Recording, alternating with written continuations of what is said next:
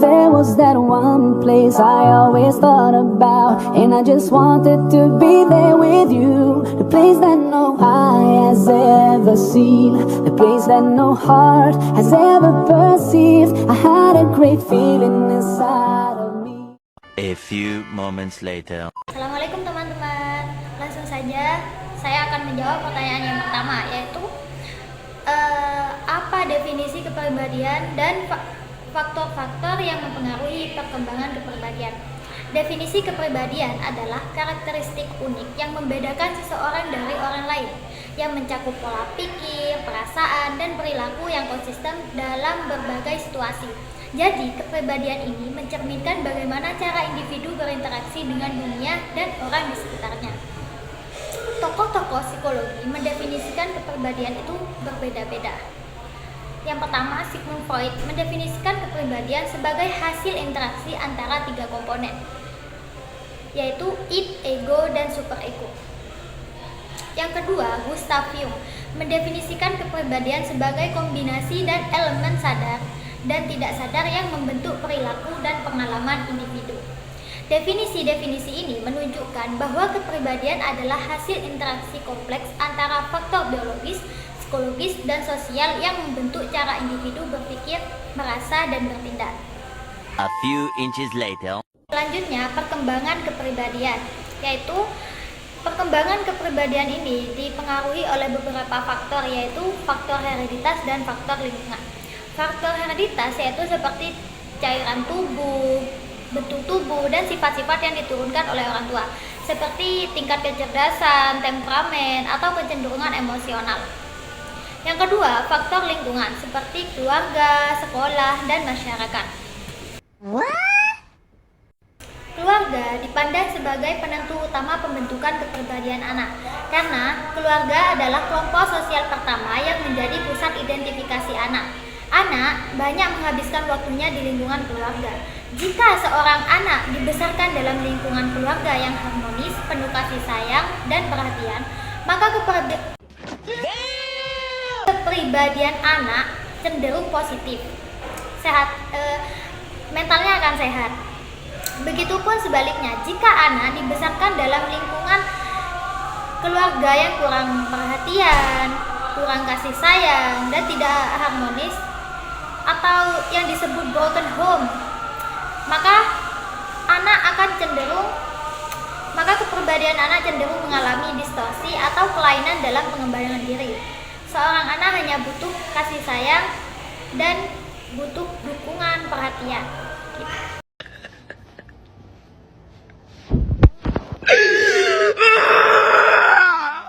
Saya akan menjawab pertanyaan yang nomor 2, yaitu apa kritik terhadap teori yang sudah dipelajari.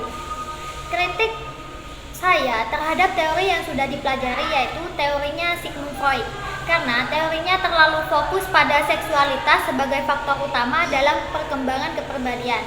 Pandangan ini dianggap terlalu deterministik dan mengabaikan aspek-aspek lain seperti budaya, sosial, dan perkembangan kognitif. Konsep Freud seperti id, ego, dan superego, serta mekanisme pertahanan sulit dibuktikan secara ilmiah dan membuat teorinya sulit untuk diuji melalui penelitian empiris. Freud juga dikritik karena terlalu fokus pada masa anak-anak awal dan cenderung mengabaikan pengaruh perkembangan sepanjang hidup. Dari teori ini, saya lebih condong ke teori Carl Gustav Jung karena idenya tentang ketidaksadaran kolektif membantu menjelaskan bagaimana pengalaman dan simbol-simbol budaya mempengaruhi kepribadian kita. Pendekatannya lebih lengkap karena tidak hanya fokus pada masa kecil, tapi juga melihat perkembangan kepribadian sepanjang hidup, serta memperhatikan pengaruh sosial dan budaya. Pandangan ini membuat teorinya lebih relevan dan mudah diterapkan dan dalam memahami perkembangan secara keseluruhan.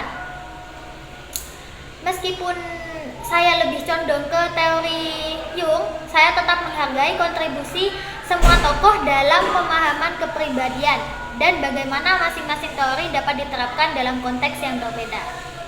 Oh my god! Wow! Selanjutnya, saya akan menjawab pertanyaan yang nomor 3, yaitu bagaimana pendapat Anda tentang perbedaan pandangan di antara para tokoh dan ilmuwan psikologi terkait manusia dalam aspek kepribadian? Pendapat saya tentang perbedaan pandangan para tokoh dan ilmuwan terkait manusia dalam aspek kepribadian merupakan hal yang wajar, karena kepribadian manusia adalah konsep yang kompleks dan dinamis, seperti pandangan Sigmund Freud yang melihat manusia dikendalikan oleh dorongan bawah sadar, terutama dorongan seksual dan agresi, serta pengalaman masa kecil yang ditekan dalam ketidaksadaran. Erik Erikson fokus pada perkembangan sosial manusia yang berlangsung sepanjang hidup melalui serangkaian tahap psikososial di mana hubungan sosial membentuk kepribadian. Sedangkan Henry Murray berpendapat bahwa perilaku manusia didorong oleh kebutuhan psikologis tertentu yang berinteraksi dengan tekanan lingkungan yang dihadapinya. Perbedaan pandangan ini menunjukkan bahwa kepribadian dapat dipahami dari berbagai sudut, termasuk pengaruh biologis, sosial, serta pengalaman masa lalu. Perbedaan ini juga menunjukkan bahwa kepribadian manusia juga dipengaruhi oleh berbagai faktor, baik internal maupun eksternal. Dari sini kita bisa belajar memahami teori kepribadian dan dapat membantu kita mengenali diri sendiri dan orang lain, serta memahami faktor-faktor yang mempengaruhi perilaku dan karakteristik individu. Mungkin hanya ini yang dapat saya sampaikan, kurang lebihnya saya mohon maaf. Wabillahi taufiq wal hidayah, waridha wal inayah. Assalamualaikum warahmatullahi wabarakatuh.